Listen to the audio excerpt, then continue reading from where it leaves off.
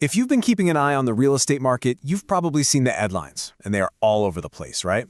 Prices are soaring, but also the market's cooling down. So, what's the real story? Well, in this explainer, we're going to piece together the 2025 Boone County puzzle, and we're going to use the hard data to cut right through all that noise. So what really happened out there? I mean, whether you're thinking about buying a home or maybe selling one, that's the big question, isn't it? And stick with me, because by the end of this, you're going to have a much clearer picture. You know, the whole story really boils down to this one core tension. On one hand, we've got home prices climbing up. We all feel that. But on the other hand, what's happening with the number of homes that are actually for sale? How those two things danced around each other in 2025? Well, that's the key to understanding everything. Okay, so first things first, we're going to pull way back and look at the big picture, the entire year of 2025. This will give us our foundation, and it'll show us the main currents that shaped the market from January all the way through December. So here it is, the whole year in one shot. Now you can see all the metrics here, sales price, number of sales, all that good stuff. But the real story is hidden in how these numbers talk to each other. So let's dig into the most important ones and see what they tell us. First up, the big one, price. The median sales price for a home in Boone County hit $335,000. Now, that's a pretty solid 3.1% increase over the year before. So right off the bat, we can confirm that, yeah, home values kept on climbing all through 2025. But get this, and this is where things get kind of interesting. Even with those higher prices, the total number of homes sold actually went up by 5%. What that tells us is that buyer demand was really strong. People were out there and they were ready to buy. And here's our first plot twist. Homes on average were taking longer to sell, about 49 days. That's a jump of nearly 12% from the year before. So even though demand was strong, the market wasn't quite as frantic. It's a subtle shift, but a super important one. All right, so that's the 30,000-foot view for the whole year. Now let's zoom in. We're going to focus on the final 3 months, quarter 4, to see if that little slowdown in pace kept going as we rolled into the holidays. Yeah, October through December, the end of the year can tell us a ton about the market's momentum. So what do you think? Did things speed up, or did they kind of pump the brakes?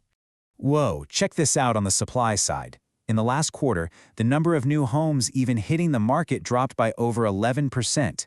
That is a significant squeeze on the available inventory.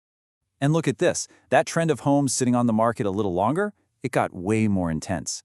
The average days on market shot up to 53 days. That's an increase of almost 30%. So, you've got fewer new homes popping up, and the ones that were listed took even longer to sell. Okay, one last zoom. Let's get super granular and just look at December. This will give us the most up-to-date snapshot of the exact momentum the market had going into the new year. And now, the final month. I want you to lean in here because this is where the whole story just kind of flips on its head. Okay, you ready for this? The median sales price in just December shot up to almost $339,000. That is a mind-blowing 12.8% jump compared to the December right before it.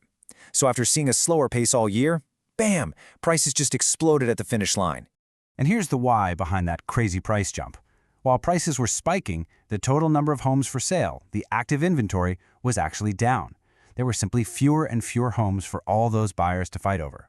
It created this intense competition for whatever was available. So when you lay it all out like this, the puzzle suddenly makes perfect sense. See? Throughout the year, homes took longer to sell. Then, in that last quarter, the faucet of new listings just turned way down.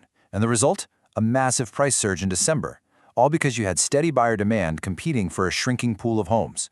It's a total paradox. A slower market, but with fiercer competition. Okay, so that's the what. We've got all these numbers, but now let's pivot to the so what. What does all this data actually mean for you if you're thinking about buying or selling in Boone County? You know, there's a great quote from a local agent, Mark Colbert, that really hits home here. He says, "It's not just property, it's people." And he's so right. Behind every single one of these statistics is a person, a family, making a huge life decision. So, if you're a seller, yeah, those record high prices are a huge plus. But with homes taking longer to sell, pricing it right from day one is more important than ever. And if you're a buyer, fewer listings means you've got to be ready to pounce when the right house comes along. The bottom line here, in this market of paradoxes, you need a clear strategy, no matter which side you're on. You see what I mean? It's a market that's sending all these mixed signals, a slower pace but higher prices, low inventory, but still strong demand. It's a really complex picture, and being able to read these tea leaves is the key to making a smart move. And that's exactly why having solid, unbiased data is, well, it's everything. For example, all the stats we've been looking at come directly from the Columbia Board of Realtors.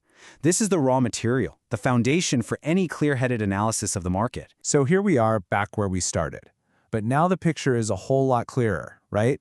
We know prices are high, we know inventory is tight, and we know the pace of the market has changed in a big way. The only piece of the puzzle that's left is you. Based on what you want to accomplish, is now the right time for you to make your move?